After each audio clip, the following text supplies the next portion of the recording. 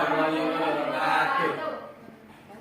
Perkenalkan, nama saya Naufal Maulana Hafiz. Nama saya Muhammad Fikri. Nama saya Dona Moidia. Nama saya Nasyifa Zahra. Kita di sini akan menganalisis personal hygiene dan kecelakaan kerja.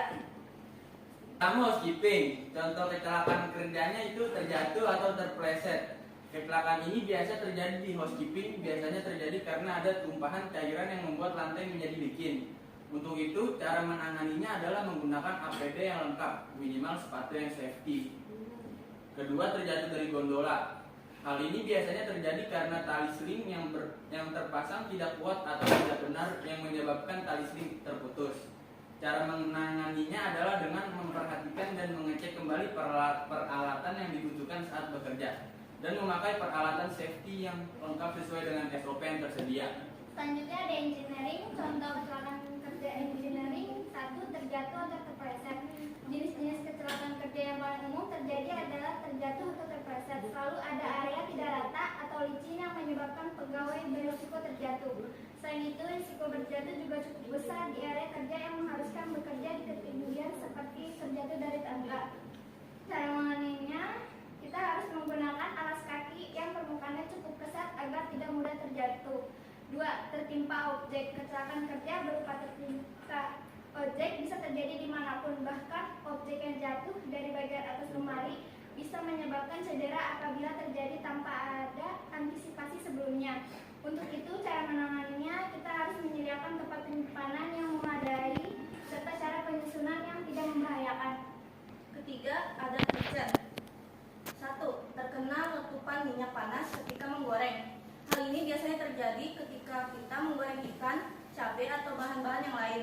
Jika Anda terkena letupan minyak panas ketika menggoreng, Anda dapat mengoleskan minyak yang dingin di suhu ruangan ke bagian tubuh yang terkena minyak panas tadi.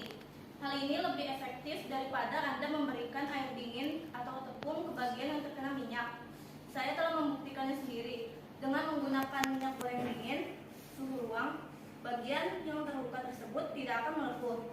Yang kedua, ada wajan yang penuh minyak panas terbakar. Hal ini dapat terjadi jika Anda lupa mematikan kompor setelah Anda menggoreng sesuatu, karena suhu minyak goreng yang terlalu panas dapat menyebabkan minyak terbakar.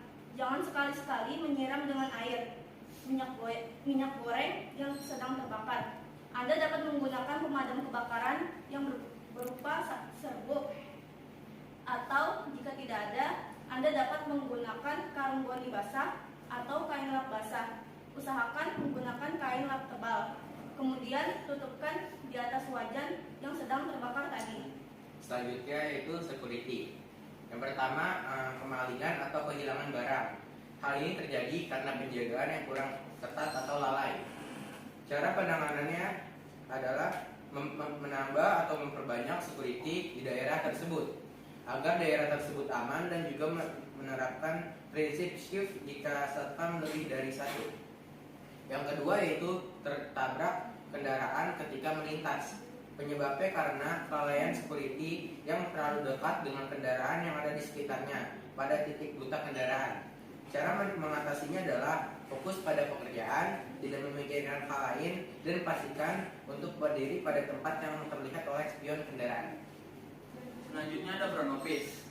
Contoh kecelakaannya, yang pertama ada kecelakaan kerja ringan pada front office seperti terbentur meja, kursi, atau perangkat komputer. Hal itu terjadi karena kurang berhati-hati saat bertugas.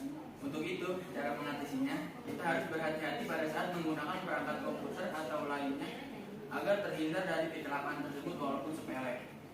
Yang kedua, front office banyak menghabiskan waktu di depan komputer.